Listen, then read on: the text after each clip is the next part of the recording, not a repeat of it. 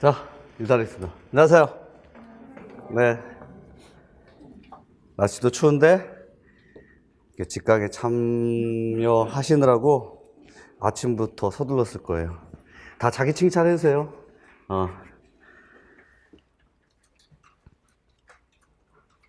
어제 이제 합격자 발표 1차죠? 발표. 저는 이제 잘 전화를 하지도 않을 뿐더러 받지를 않는데, 어제는 그래도 좀, 낯이 익으신 분들 전화를 좀 받아가지고, 다행히 이제, 좋은 결과를 좀 얻었어요. 근데 뭐, 그건 그렇다 치고, 약간 까다로웠던 모양이에요. 점수가. 그래서 합격자 컷 점수, 뭐, 대체적으로 여러분들 통계적으로 좀 아실 텐데, 처음에 시험을 치르고 난 이후에 좀 까다로웠다? 체감 난이도라고 하죠. 그러니까 실제로 문제를 좀 뭐 여유 있는 여유 있게 시간을 주고서 풀면은 다 풀 수 있는 문제들인데, 시험장 가서 풀면은 잘 안 풀리는 문제들. 그런 게 좀 있었던 모양이에요. 그래서 합격자 컷 점수 때가 그게 작년처럼 높이 형성되는 것은 또 아니었고, 그리고 또 뭐 전날 무슨 뭐 어둠의 경로는 아닐지라도 무슨 소수 타고 들어가가지고 막 이렇게 미리 확인도 뭐 가능했다는 뉴스도 뜨고, 또 그래서 말도 많고 탈도 많은. 그렇지만 일단 어제 좀 전화를 받고서 제가 물어봤었어요, 일일이. 일단 전공 점수 몇 점이냐, 어디에서 많이 점수가 까이는 것 같냐, 교육학 몇 점이냐 하고. 그랬더니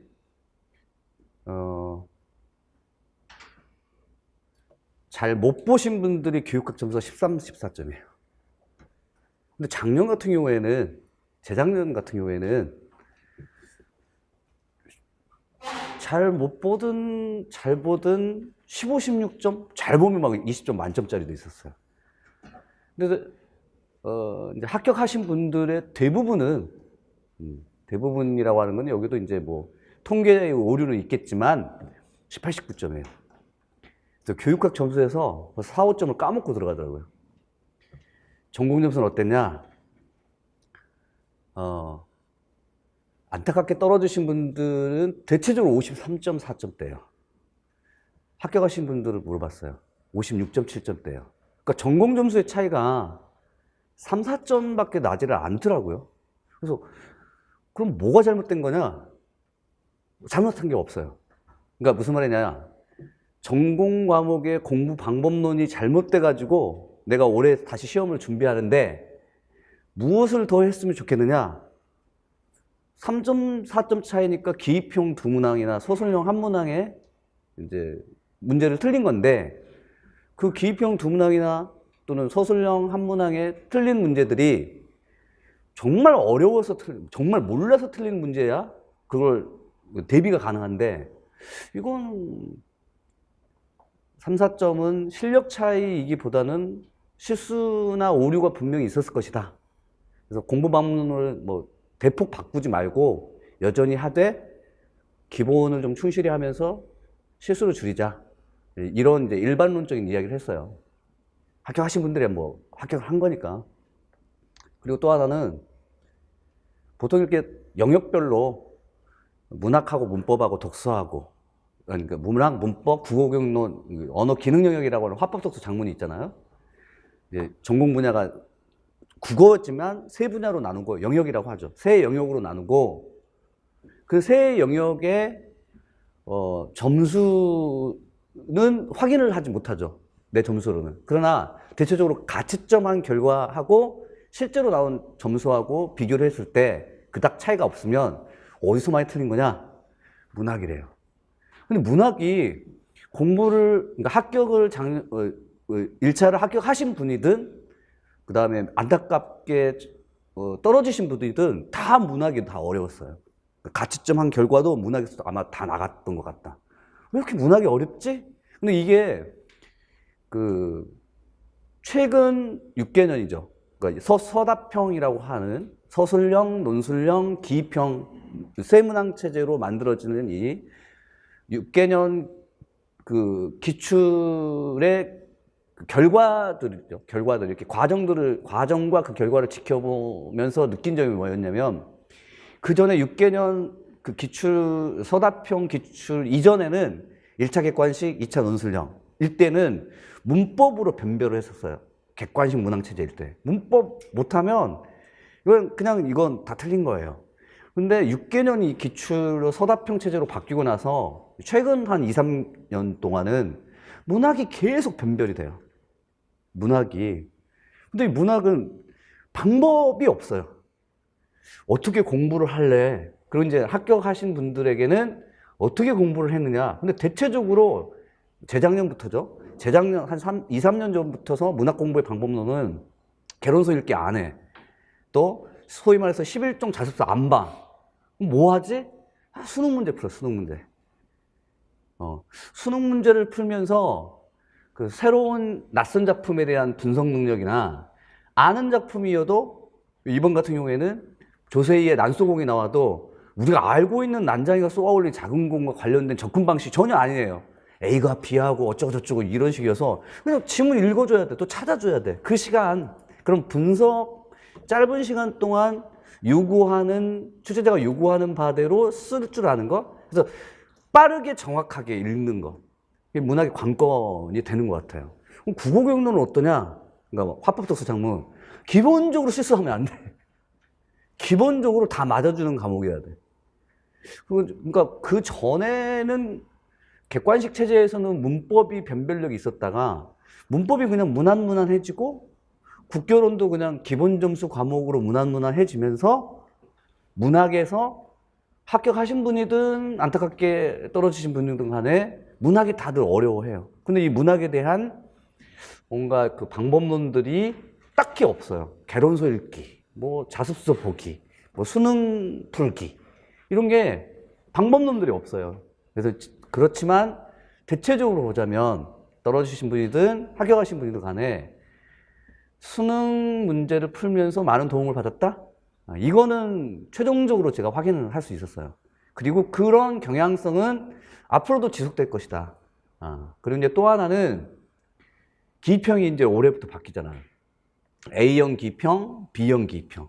저는 기평 2점짜리와 서술형 4점짜리의 구분과 또 서술형 4점과 서술형 5점, 작년까지 또 논술형의 구분을 못 하겠어요.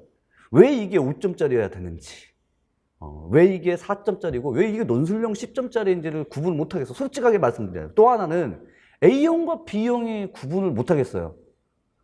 무슨 차이냐? A형에서 4점과 B형에서 4점의 문제는 어떤 차이가 있는지 구분 못 하겠어요.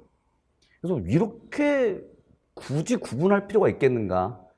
이번에 마찬가지로 A형에서 나오는 기입형 문제와 B형에서 나오는 기입형 문제는 어떤 차이가 있지? 왜 둘 다 기입형을 나눠놨지? 모르겠어요. 그런데 작년도의 기입형도 그렇고 재작년도의 기입형도 그렇고 그러니까 최근 한 2, 3개년의 기입형 문제를 보면 보통 이제 우리가 그 전에 14학년도하고 15학년도의 기입형 문제들은 문제 보자마자 그 다음에 보기나 지문을 읽자마자 정말로 10초 만에 정답이 나올 수 있을 정도의 국교론 문제들이 상당했어요. 네. 2014학년도에 기입형 15문항이었어요. 읽자마자 답 이랬거든요. 근데 최근 2, 3개년 동안의 기입형 문제는 다 읽어야 돼. 다 읽고 시간 충분하게 보내도록 해야 돼요.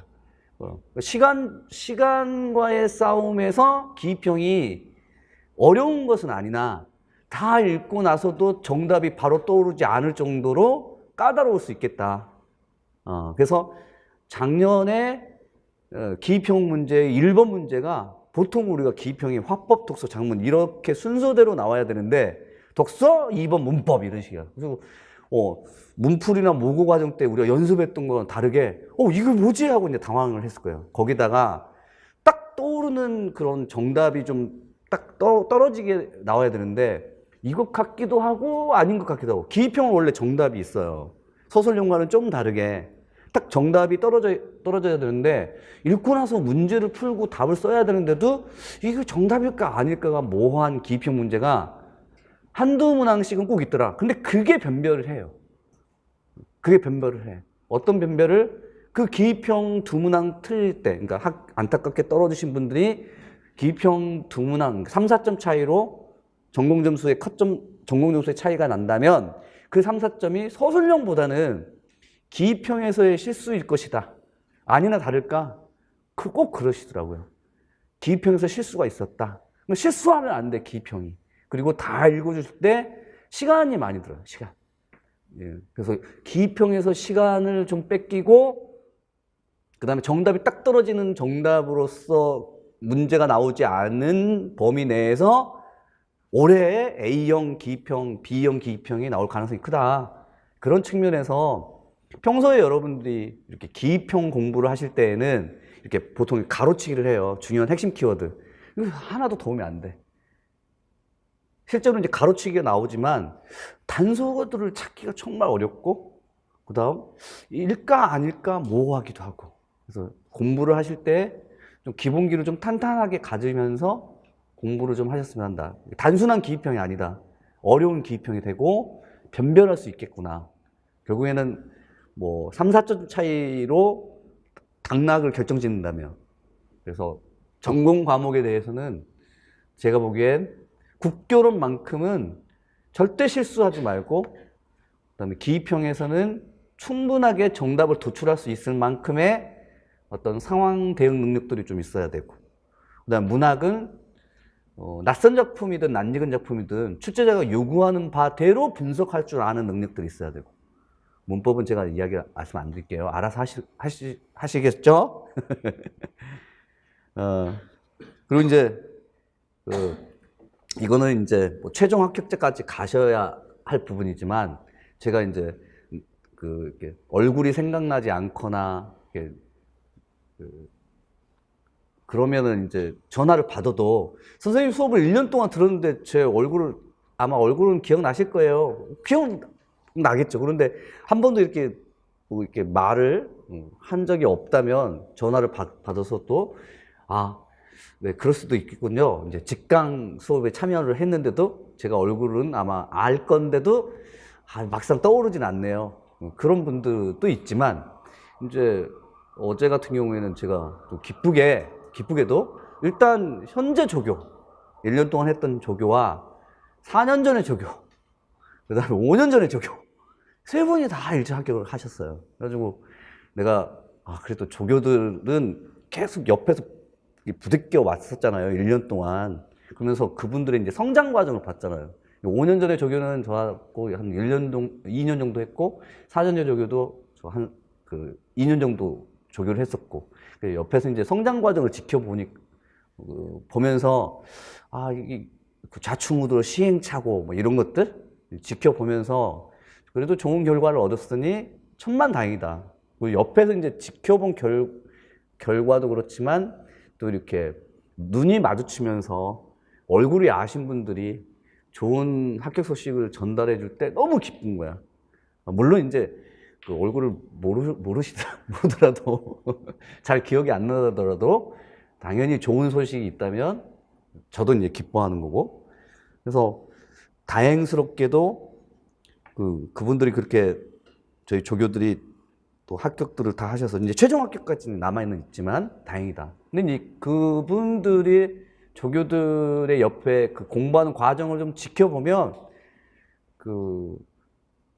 이렇게 초수 때부터 시작해가지고 하신 분도 있고, 또 중간에 이제 뭐 기간제 뭐 이렇게 하면서 좀 공부를 등한시 하다가 다시 오셔가지고 하신 분도 있고, 또 제 작년 조교는, 그러니까 지금 현재 조교는 전공자가 아니에요. 교육학과 출신이에요. 복전으로 국어를 했어요. 그래서 전공자가 아닌데도 불구하고 그래도 좋은 소식이 있어서 하면 된다. 그래서 저는 이 임용시험이 전공자든 전공자가 아니든 1년 정도만 어느 정도 올인을 좀 하신다면 충분한 결과를 얻을 수 있는 시험이라는 것은 확신을 해요. 확신을 하는데, 이제 여러분들의 상황에 따라서 좀 달라요. 예를 들면 지금 4학년생들은 도중에 교생실습 나가야죠. 또는 기말고사가 있으면 레포트 제출하거나 발표 수업을 하거나 아무튼 그런 식으로 학업을 하면서 해야 하기 때문에 또 힘들죠.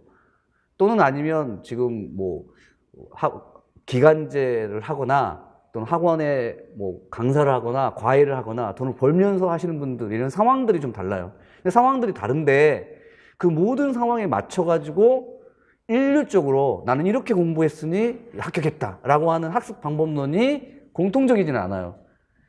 공통적이지 않아서 합격생들의 수기를 읽을 때 조심해야 할 점은 나의 상황과 유사한 상황이냐. 그리고 이제 그러한 유사한 상황이든 또는 다른 상황이든 이런 것들을 전부 다 떠나서 공통적으로 수험생들에게 요구될 수 있는 절대적인 공부 시간이나 양은 뭘까? 하루에 8시간이에요. 하루에 8시간. 하루에 8시간 정도는 공부하셔야 돼요. 그 정도는 할 수 있을 것 같아요. 절대 아니에요. 절대라고 하는 것을 왜 제가 말씀드리냐면 앉은 채로 8시간을 보내라는 얘기가 아니라 앉은 채로 8시간을 보내는 건 쉬워요. 근데 그 8시간을 보내는 동안 내가 한 일은 뭐냐면 전화 오면 받아야지. 그 다음에 인터넷 쪽 또 SNS에서 긴급하게 뜬 게 있어서 보니까는 뭐가 어땠네 저쨌네 하고 대상 이거 받으면 안 되는데 왜 대상을 받았대. 그런 식으로 공부의 집중력을 흐트릴 수 있는 것도 다 빼고 또 화장실 가고 커피 한 잔 사러 가고 다 빼고 8시간이에요. 그건 어려워요. 그것을 1년 동안 장기 레이스로 끌고 간다는 것도 어려운 거예요. 그러니까 절대적인 공부량이 하루에 8시간이면 24시간 중에서 8시간 정도는 공부 충분히 할 수 있을 것 같은데 라고 하지만 실제로 앉은 자리에서 그런 거 다 빼고 8시간이라면 상당히 까다롭고 어렵고 그것도 한 달만 그런 게 아니라 1년 동안 그래야 한다는 거. 그것을 전제로 삼아서 1년간 올인해야 한다. 그리고 이제 기간제 학원과외 과외 학원 강사 하시는 분들 또는 초수생들 4학년생들 같은 경우에는 무슨 교통 시간 있잖아요. 왔다 갔다 하는 시간도 있고 그다음에 또 돈 버는 시간도 있어서 여기는 1시간 동안의 집중력들을 엄청나게 발휘해서 이렇게 공부양 대신에 8시간의 양 대신에 질적인 승부를 좀 할 필요가 있어요. 그러니까 예를 들면 8시간 올인하신 분들이 8시간인데 이분들은 1시간 동안 10페이지 정도의 분량의 국교론을 복습한다면 나는 1시간 동안 40페이지 분량을 막 복습할 정도로 좀 압축적으로 질적인 좀 승부를 좀 하셔야만 돼요. 양이 아니라 이제 질로. 그런 측면에서 여러분들이 나는 어떻게 공부를 해야겠구나. 어떤 상황에 처해 있으니까 어떻게 해야겠구나. 그런 좀 어떤 계획을 세우는 시간이나 기간이 이번 주. 그리고 이제 본격적으로 이제 공부를 할 시간은 아마 3주차. 다음 주차까지는 내 몸을 지금 계속 목요일 날 혹은 이제 금요일 날 와가지고 아침부터 6시 반까지, 7시까지 앉아서 이제 제 수업을 듣는 그 몸으로 만들어야 되기 때문에 상당히 이제 힘들어요. 적응 기간이 필요하고 실제로 여러분들이 자기 동력에 의해서 공부하는 시간은 1월 3주차 정도? 그때부터 이제 본격적으로 시작해서 공부할 때쯤 하니까 구정 연휴 끼고 그래요. 그러면 안 돼. 정말 그러면 안 돼. 그리고 또 좀 나이가 또 드신 분들은 누구 결혼한다네, 3월 달에 누구 결혼한다네 가면 부럽기도 하고 나는 내 자신은 스스로 지금 너무 그렇죠? 비교해서는 안 되고요. 마인드도 중요하고요. 자, 그렇다면 이제 잠깐만 이제 OT를 좀 하고 그 다음 몇 가지 좀 보도록 하겠습니다.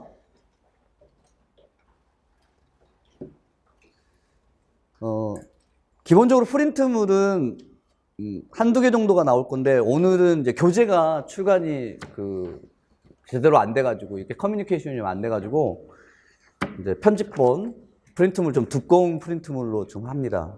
다음 주에는 교재 출간이 될 거고요. 좀 얇은 프린트물이 OT 자료예요. 그리고 이제 이런 프린트물이 교재 이외에 나올 겁니다. 송원현 전공국어 거기 상단 부분에 국어교육 기출해설 자료라고 했는데 거기 지우세요. OT 자료예요. OT 자료. OT 자료 고치고 네, 몇 가지만 좀 말씀드리겠습니다. 먼저 1 방법, 그 다음에 넘겨보시면 쭉 넘겨보세요. 넘겨보시면 6쪽의 제일 밑에 하단 부분에 이 태도 해가지고 방법, 공부 방법과 그 다음에 학습 태도, 방법과 태도 이 두 가지로 나눠서 설명을 좀 드리겠습니다. 6쪽 부분에 먼저 이제 태도부터 말씀드리자면 말씀드렸던 사안 중에 하나가 절대적인 학습량, 양이 뭐 몇 시간인지는 모르겠지만 앉아서 뭐 이렇게 다른 생각을 할 수 있는 그런 모든 것들 빼고 진짜로 공부할 수 있는 양을 스스로 한번 측정을 해보세요. 예전에 이제 여러분들이 고3 때 스터디 플래너 같은 것을 활용하지 않았나요? 네, 그런 스터디 플래너로 내가 몇 시간 정도의 집중력을 발휘해서 몇 페이지 정도의 분량을 지금 끝내고 있는지를 매일매일 기록하세요. 매일매일. 그래야만 나중에 한 7월 정도 가게 되면 기록을 하지 않아도 자연스럽게 나는 1시간 동안 몇 페이지 정도의 분량을 나갈 수가 있고, 또 하나는 1월 달에 1시간에 10페이지 나갔던 그런 복습할 때 나갔던 그러한 학습 시간이 7월 정도가 되면은 상당히 빨라져요. 왜냐하면 국어경론뿐만 아니라 뭐 모든 과목들이 그렇듯이 1월부터 6월까지가 상반기 이론 과목이 다 끝나요. 근데 7월 달에는 한 것을 다시 복습하는 거잖아요. 그래서 했던 것을 복습하는 것이 7, 8월이라서 7, 8월에 1시간 동안은 한 20, 30페이지 쭉쭉 나갈 수 있어요. 거기다가 이제 그렇게 20, 30페이지 나가면서도 중요한 것과 중요하지 않은 것, 해야 할 것과 하지 않을 것들을 1월부터 수업을 들을 때 했기 때문에 이거 중요하지 않아. 이거 중요하다고 생각해. 또는 중요하다고 선생님이 말했어. 이런 거. 올해도 마찬가지로 제가 작두를 탔잖아요. 네, 삼신 할머니가 삼신 할머니는 이게 옥동자를 점지해 주시는 분이고 말고 아무튼 들어오셔가지고 원영아 이번에 보고서 쓰기에 장문의 기능이 나올 것이다. 수업 시간에 말씀드렸잖아요. 보고서 쓰기에 장문의 기능, 국어교과에서는 무엇이고 다른 교과에 대해서는 무엇이고 그 문제가 직접적으로 두 문제가 나왔죠. 국어교과의 이론점, 과학교과의 이론점. 의의를 그렇게 두 가지로 분리해서 외우라고 또 말씀을 드렸고 뭐 여러 가지 나왔었어요. 그러니까 그럼에도 불구하고 이제 제가 중요하다고 생각하지 않았던 것도 스스로 중요한 것과 중요하지 않은 것을 골라낼 줄 아는 눈 이런 것들이 상반기 때 일단 트여야지 7, 8월부터 9, 10월 달에 공부를 쉽게 할 수 있어요. 그리고 공부는 하면 할수록 양이 늘어나면 그거 잘못된 거예요.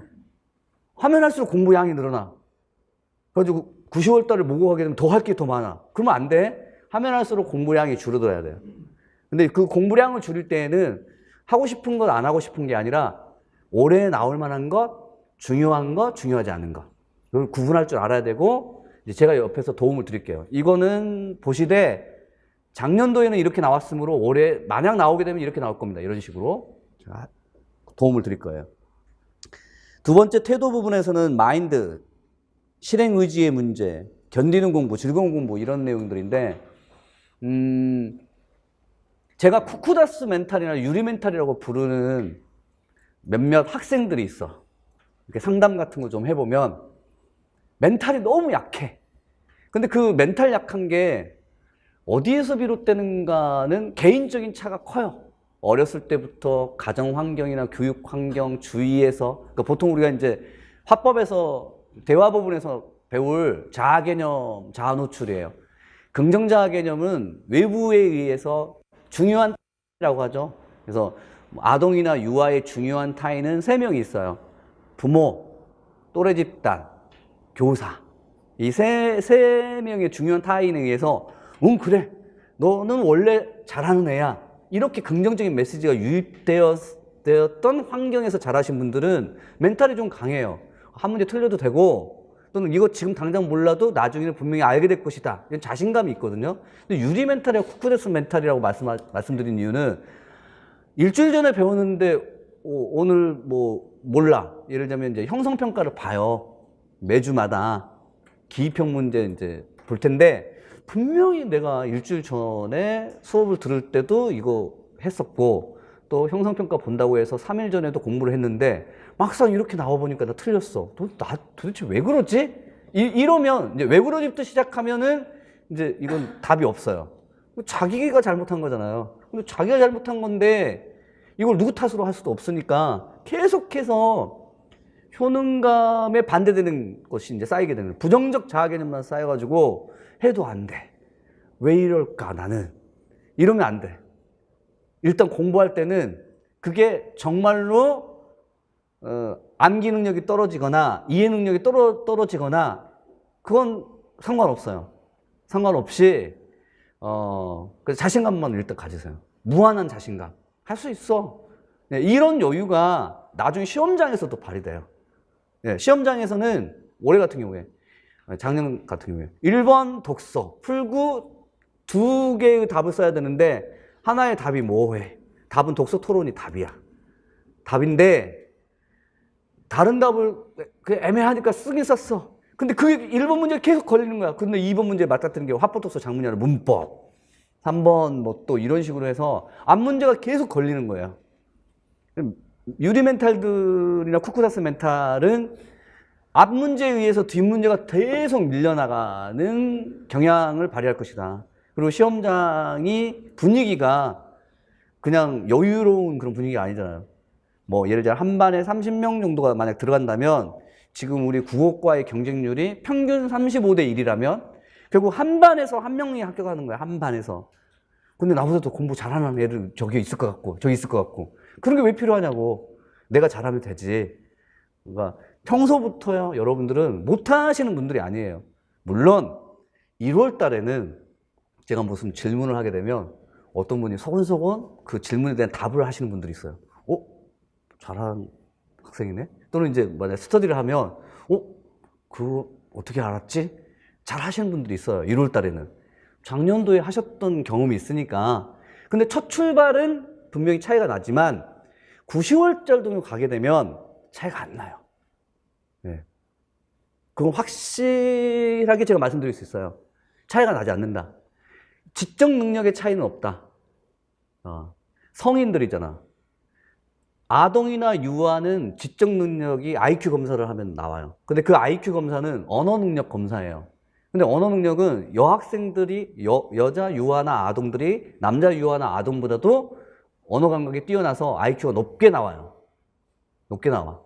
그리고 독서 능력의 차이, 언어 능력이니까. 독서 능력의 차이가 그 IQ의 차이가 나와요. 그런데 성인에게 IQ 검사를 한다? 의미가 없어요. 대부분 다 언어 능력들이 어느 정도 있어서.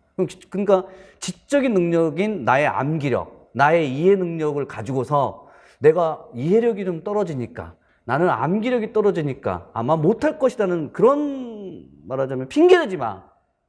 핑계대지 말라고. 그건 핑계에 불과해. 절대 능력의 차이는 없다. 그럼 무슨 차이지? 마인드의 차이, 마인드. 잘하시는 분하고 잘할 수 있다라고 해낼 수 있다라고 하시는 분과 그렇지 않으신 분의 차이. 그리고 이제 평소에 그와 같은 마인드의 차이가 시험장에 가서는 당황스러운 문제, 낯선 문제, 답을 정확하게 써낼 수 없는 문제에 맞닥뜨려서도 아이 틀리면 틀린 거고 근데 틀리면 틀린 거라는 것은 진짜 틀린 거야. 진짜 틀린 건데 나만 틀린 게 아니라는 거야. 이유는 뭘까? 내가 공부를 많이 한 상태에서 나에게 어려운 문제는 나처럼 공부 많이 한 상태에서 어려운 문제는 나보다도 더 공부 못한 학생에게는 당연히 어려운 거고 또 나만큼 공부하신 분들에게도 어려운 거니까 너도 틀리고 나도 틀린 거니까 변별력 없어. 그런 좀 여유를 좀 가셔야 될 것 같아요. 이거 몰라. 나 진짜 뭐 어떡해. 이게 아니라 내가 그 정도로 공부 많이 했는데 틀리는 문제나 모르는 문제라면 남들도 어려워할 것이다. 그러니까 전제가 뭐야? 공부 많이 하셔야 돼. 근데 공부를 많이 하려면 결국에는 내가 뭐 해낼 수 있다? 충분하게 가능하다? 이런 긍정적인 마인드를 가지고서 최종까지 가셔야 돼. 알겠죠? 네, 멘탈의 문제예요. 능력의 문제가 아니야. 지적 능력의 문제가 아니라 마인드의 문제고 그 마인드의 문제가 그 담는 어떤 그릇의 틀들을 결정짓는다. 그리고 공부를 이제 즐기면서 한다는 것은 그건 말도 안 되는 소리고 공부가 무슨 즐거운 공부야. 공부는 당연히 어려운 공부예요. 어려운 공부지만 하다 보면 재밌는 것도 있어요. 하다 보면 재밌는 부분도 있으므로 나중에 내가 교단에 섰을 때 이런 부분들은 재밌게 공부했으므로 애들한테 가르쳐 줘야지. 뭐 그런 것도 있을 수 있고요. 자, 그래서 이제 방법론적으로는 다시 앞자로 되돌아가서 크게 세 가지 정도로 나눠보면 먼저 이해. 먼저 첫 번째 이해. 주로 이제 이 이해는 개념어 이해라고 해요. 무슨 이해? 개념어라고 해요. 저는 이제 개념어라고 하고 뭐 이제 그 교수님들에 따라서는 뭐 학술 용어라고 하죠. 아무튼 우리 그 전공 국어 과목은 답안 작성을 요구를 해요. 근데 그 답안은 그 일상생활의 용어가 아니라 말하자면 화법, 독서, 작문 아니면 뭐 고전문학, 현대문학의 또 문법의 전문적인 학술 용어, 예, 학문적인 용어로 답을 쓰셔야 돼요. 근데 이제 국어교육론 과목, 오늘 이제 수업은 국어교육론이니까 국어교육론 과목은 더더욱더 학술 용어인 개념어가 중요합니다. 답이 개념어로 돼 있어요.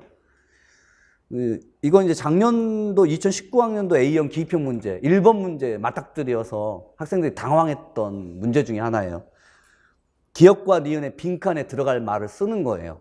근데 아무리 읽어도 기역과 니은에 들어가야 할 말이 지금 당장은 여러분이 생각이 안 나. 지금 당장은 생각이 나지 않지만 이 1번 문제를 읽을 때 문제 자체가 다 또 개념으로 돼 있어요. 문제 자체가 개념으로 돼 있다는 거예요.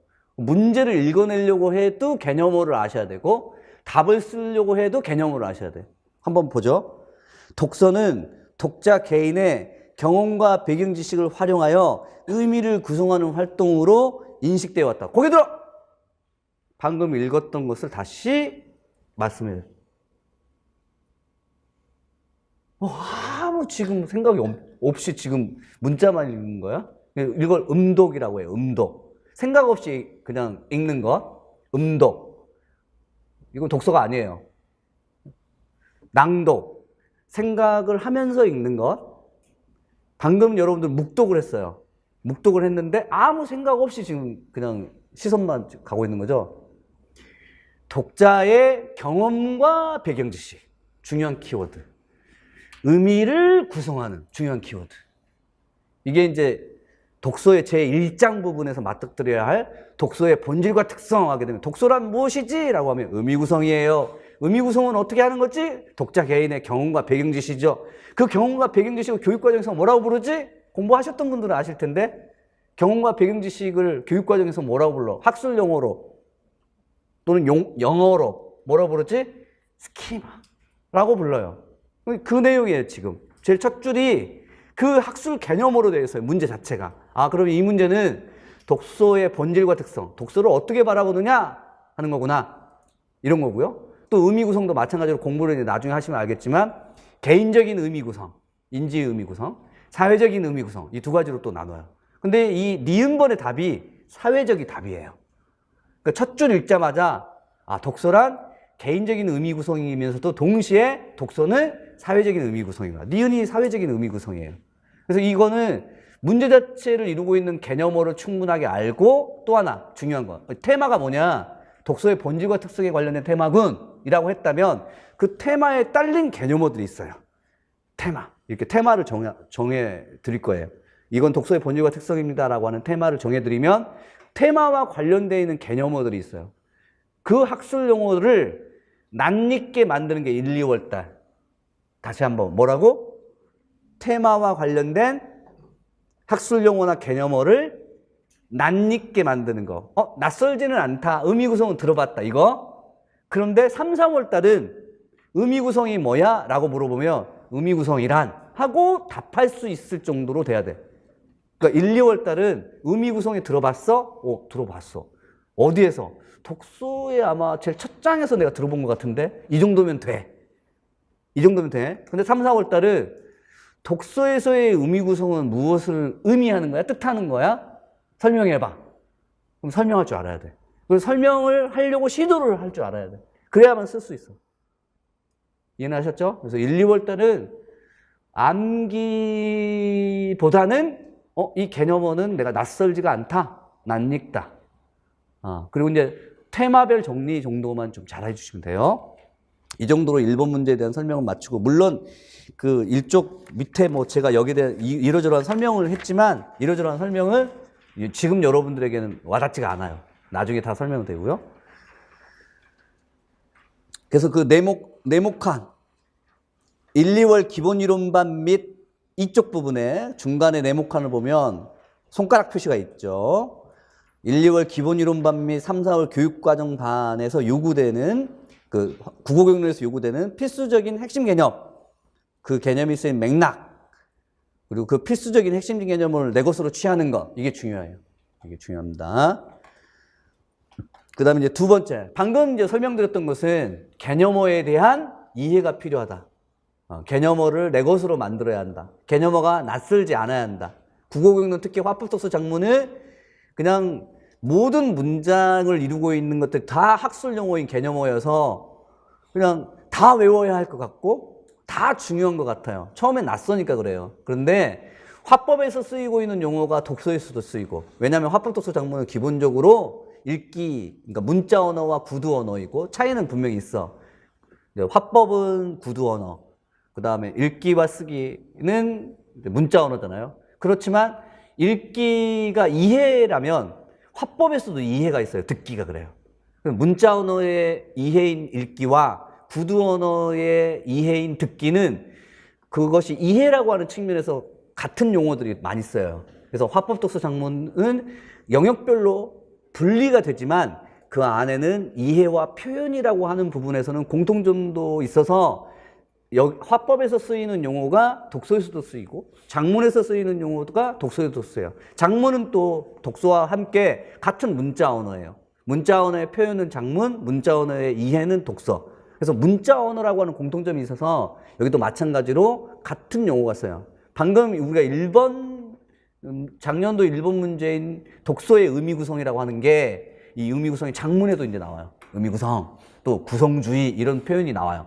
그래서 한 번 용어를 어떤 영역이나 어떤 분야에서 알게 되면 계속 영역별로 반복되는 게 있으니까 낯익기만 하면 돼요. 그게 1, 2월 달의 목표. 그 다음에 이제 이해 부분이에요. 개념어에 대한 이해고, 두 번째로는 적용이에요. 적용 문제. 이쪽 부분에 밑에 보시면 적용이라는 표현이 나오는데, 이 적용은 상황에 따른 탄력적 적용의 중요성이라고 했어요.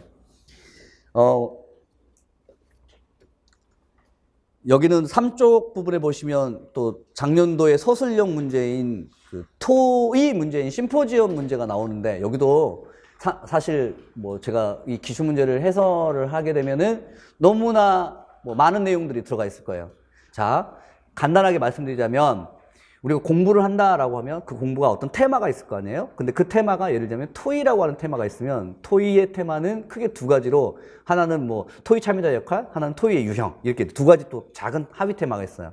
그리고 이제 그 하위 테마에 토의 참여자의 역할이라고 하는 게 있다. 그러면 그 토의 참여자의 역할이 뭐냐라고 하면, 토의에 참여하는 사람은 사회자가 있고 토의자가 있어요. 그러면 사회자는 사회자대로, 토의에 참여하는 토의자대로 역할들이 있는데, 그 역할들은 토의의 준비 단계, 토의를 준비하는 과정에서 사회자는 뭐 해야 되고, 참여자는 뭐 해야 되고, 토의자는 뭐 해야 되고, 그 다음에 토의 진행 단계, 토의를 종료하는 단계, 그래서 진행, 준비, 진행, 그 다음에 종료의 시작, 중간, 끝에 각 단계마다 하는 역할들이 있어요. 근데 그 역할들을 이제 이런 식으로 이제 이론적으로 정리를 하는 거예요. 개론서나 교육과정에서. 어떻게 되냐면, 5쪽 부분에 넘겨보시면, 토의 사회자의 역할과 책임 해가지고 토의의 준비 단계, 토의의 진행 단계, 토의 내용의 정리와 보고 단계 해가지고 각 단계별로 나눠서, 그 다음에 또 각 단계별로 토의의 준비 단계와 그 다음에 종료 단계 말고 토의의 진행 단계에서 다시 또 세부적으로 과제 해결의 임무와 분위기 유지가 임무가 있고, 과제 해결의 임무는 다시 세 가지가 있다. 이거예요, 이거. 이런 식으로 이제 외워야 돼. 일단은 알고는 있어야 돼. 그런데 이제 문제는 이 모든 과제 해결의 임무인 세 가지, 분위기 형성 유지의 임무인 세 가지가 다 내가 알고 있더라도 정작 답안에서 쓰일 이 답, 이 서술형 문제의 토의 사회자의 역할을 묻는 답은 딱 하나밖에 없어요. 뭐냐면 3번, 과제 해결의 임무의 3번인 토의 내용을 요약하고 종합해 주면서 요 대목. 요것만 이 소설용 답의 정답이었어요. 이것만. 이 말이 무슨 말이냐? 일단 큰 테마가 뭐냐? 토의. 작은 하위 테마가 뭐냐? 토의 사회자의 역할, 참여자의 역할. 그 토의 사회자의 역할 안에서 외워야 할 또는 알아야 할 개념어들이 뭐가 있느냐? 과제 형성의 임무와 분위기 형성 유지의 임무. 그럼 과제 해결의 임무는 다시 몇 가지가 있느냐? 3가지. 근데 그 3가지 중에 뭐를 써야 되지? 이게 이제 시험장에서 발휘가 돼야 돼요. 그러니까 시험장에서 생각나야 할 것은 이거 토의 사회자 역할은 내가 외웠었는데 일단 외운 게 생각나야 돼. 그리고 쭉 이렇게 옆에 이제 빈칸에다가 막 적어놔야 돼. 그리고 여기에서 근데 필요한 사회자 역할은 뭐였지? 토의 내용을 요약 정리해줘야 되는데 3명의 강사가 발표를 했는데 1명을 빠뜨렸네? 잘못됐다. 토의 사회자 역할은 심포지엄의 강사들이 또는 연사들이 강의를 발표를 끝내고 나서 각각에 대하여 그 심포지엄을 듣는 청중들로 하여금 그 토의 내용을 이해할 수 있도록 요약 정리해주는 역할이 필요한데 그러하지 못해서 문제다. 이걸 적어주셔야 돼. 근데 그렇게 적어주실 때 토의 사회자의 역할은 방금 말씀드렸던 6가지 정도가 있는데 딱 한 가지만 적어요. 딱 한 가지만. 이 말은 많은 내용들이 있지만 상황에 적용해야 된다. 사회자 역할을 물어보면 사회자 역할 6가지를 다 적는 게 아니라 그 중에서 이 상황에 맞는, 이 문제에 맞는 역할만 적어주셔야 되니까 개념어에 대한 이해도 필요하지만 상황에 따라서 그 개념어들 가운데서 어떤 개념어만 활용해서 내가 적어야 하는가? 이게 이제 필요한 거예요. 특히 이제 공부가 어느 정도 7월, 8월, 9월, 10월 정도 되면은 지금은 이제 여러분들이 토의 사회자 역할이 3가지가 있구나라고 하는 걸 모르지만 7, 8월 정도 가게 되면은 제가 물어봐요. 자, 토의를 테마별로 나눠보세요. 2개의 테마가 있다. 그 중에서 1개의 테마의 토의 참여자의 역할은 다시 또 하위 테마로 나눠보세요. 사회자 역할과 토의자 역할. 사회자의 역할을 다시 한번 말씀해 보세요 라고 하면 한 6가지가 있어요. 3가지가 있어요. 그 중에서 생각나는 거 몇 가지 이렇게 나올 거예요. 이럴 때 공부량이 이제 어느 정도 쌓였을 때 시험장 가서 주의하실 점은 몰라서 틀리는 게 아니라 많은데 많아. 써야 할 내용이 많을 것 같은데 어느 하나만 써야 하게 되는 경우가 있어요. 그런데 자신이 없으신 분들은 어떠냐면 다 써. 자신이 없으니까 어디 하나 걸리라고? 그럼 다 틀려요. 벌써 틀린 거야 지금. 다 쓴단 말은 결국 이 문제 출제자가 요구하는 사회자 역할을 알지 못한 거라고 생각하는 거예요. 뭐가 맞는지 모른다 이거죠. 그래서 많이 쓰는 것은 좋지 않다. 절대.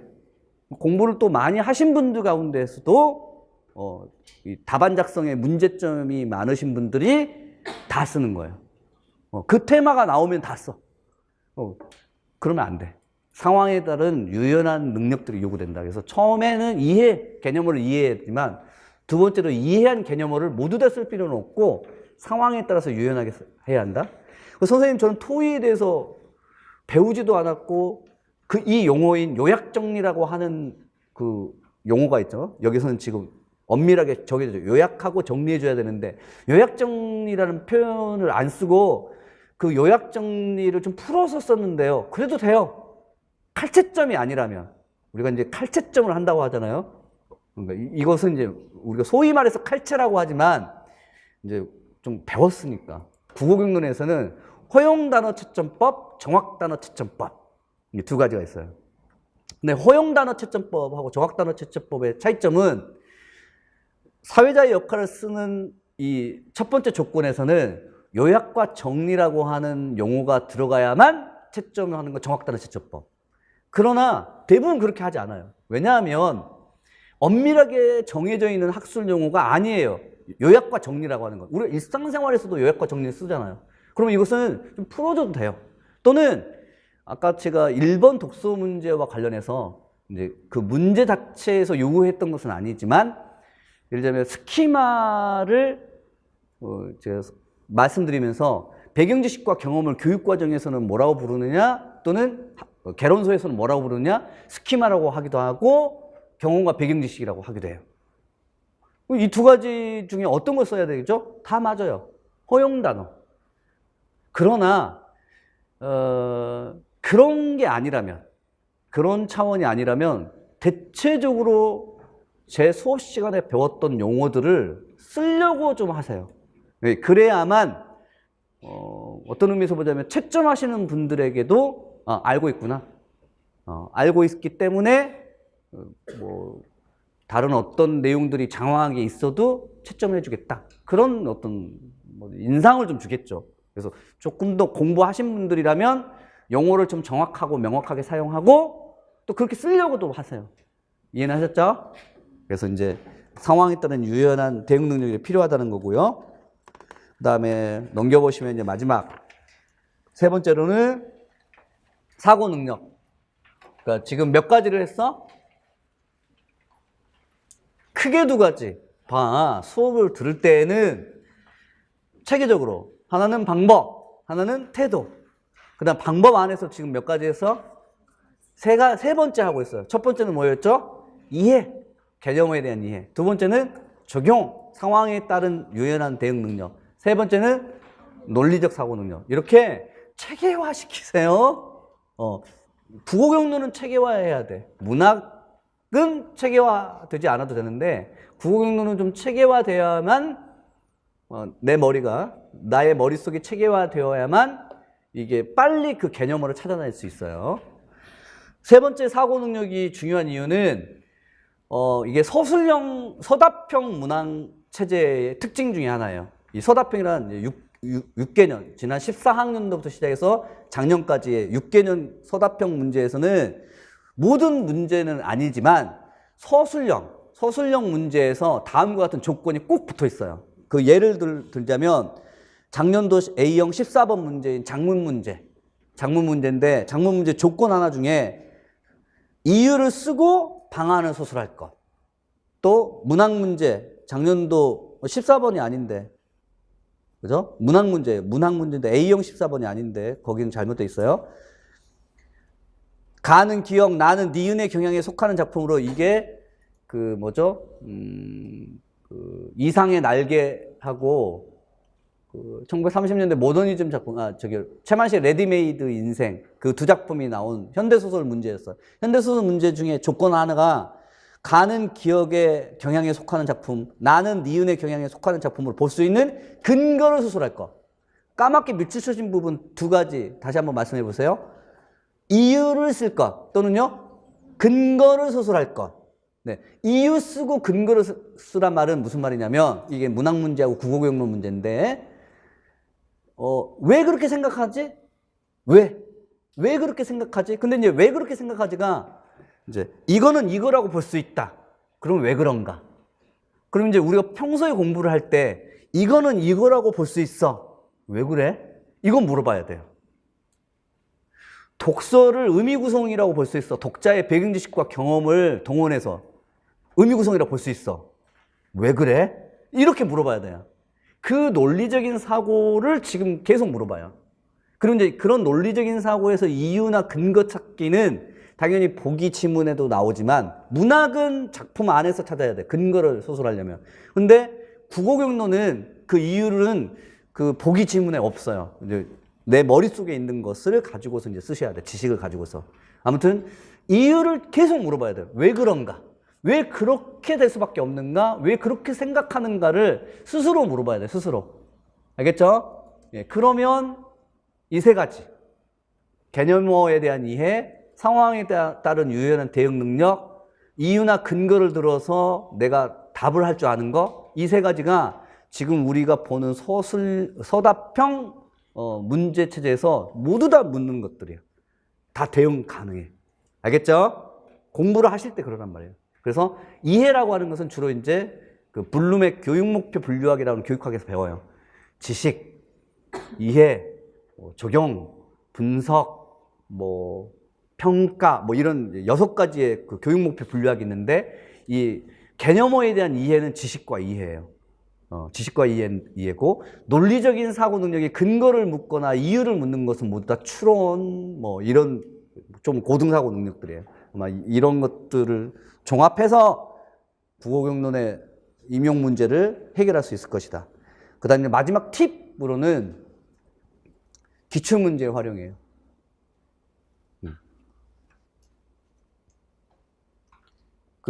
저는 이제 기출 문제를 평소에 10번을 보고 가라고 하거든요. 시험장에 가시기 전까지 기출 문제를 10번을 봐야 한다? 이렇게 말씀드려요. 에이, 어떻게 10번을 봐요? 처음 볼 때는 힘들어요. 임용 문제, 기출 문제가. 처음에 기출 문제를 볼 때는 힘들어요. 배경 지식도 없고, 무엇을 묻는지도 모르겠고.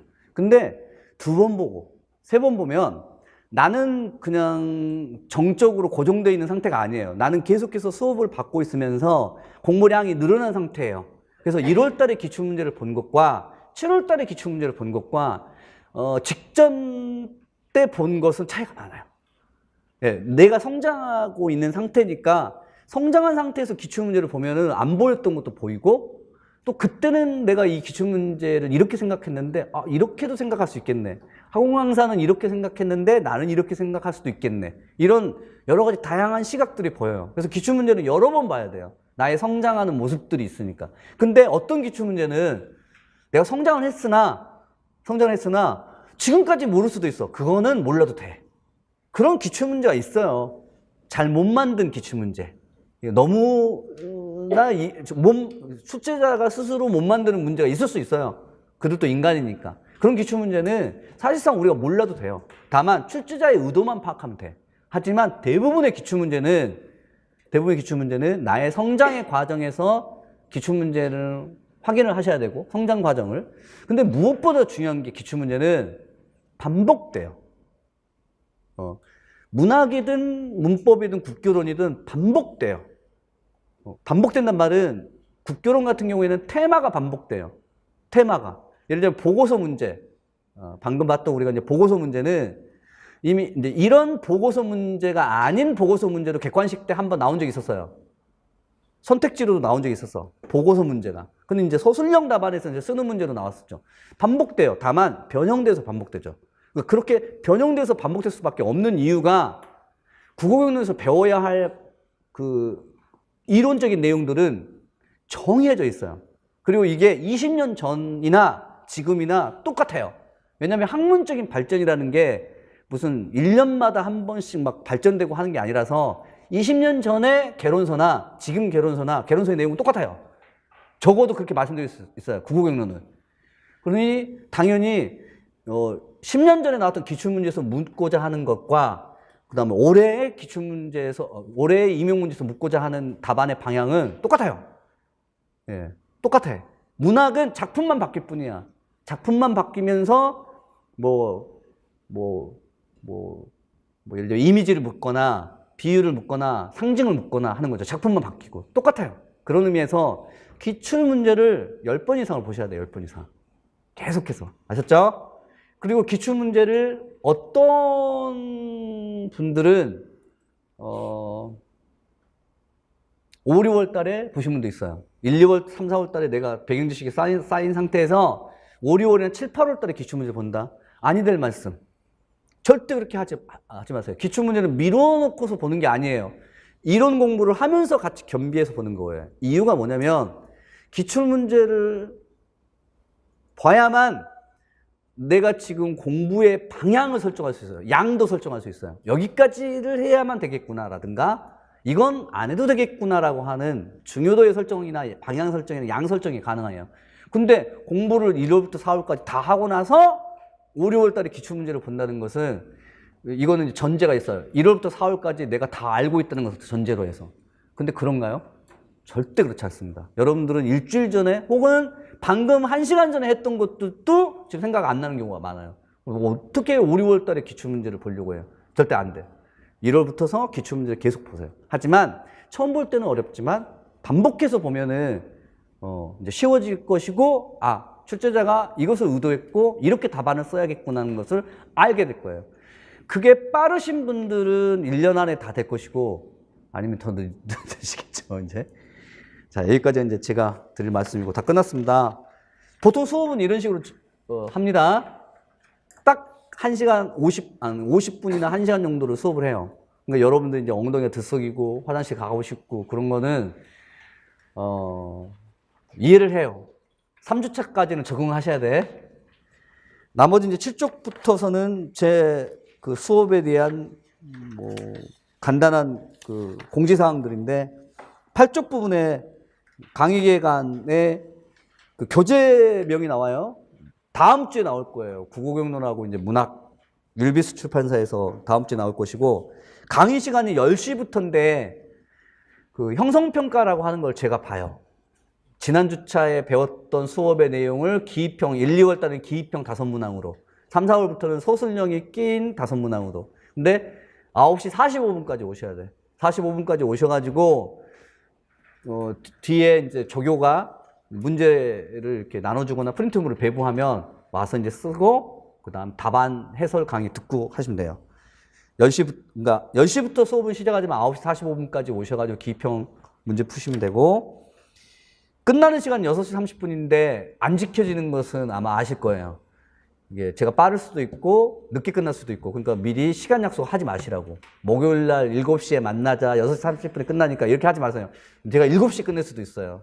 그러니까 이 6시 반은 그냥 그러려니 하는 시간. 그리고 이제 다음 장 넘겨보시면 9쪽 뭐 다 됐습니다. 다 됐고 그 수업 주차가 1주차부터 이제 그 지금 9주차까지가 나올 거예요. 지금 목요일 날 수업이. 근데 이 마지막 주차 목요일 날 그러니까 지금 구정 연휴는 끝나고 난 이후에 목요일이에요. 2월 달. 그래서 구정 연휴 때는 연휴에 포함되지 않으니까 수업을 진행합니다. 그 주. 근데 이 2월 그 마지막 주까지 하게 되면은 목요일 날이 이제 9주 수업이 나오는데 9주까지 다 안 할 수도 있어요. 진도가 빠르면. 그래서 8주 정도로 마무리가 될 수 있고 9주까지 안 채워질 수도 있고 만약에 이제 진도가 못 나가게 되면 2월 마지막 주차인 9주차까지 수업을 진행합니다. 금요일 반은 9주 수업이 이제 3월 1일 날이 이제 9주예요.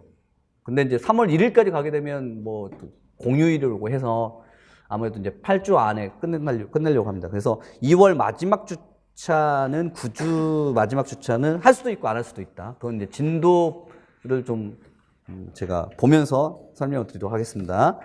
그리고 이제 오늘은 교재가 없기 때문에 교재가 아직 출간이 되지 않았기 때문에 이 두꺼운 프린트물 이게 편집본을 가지고서 수업을 진행하도록 하겠습니다. 아셨죠?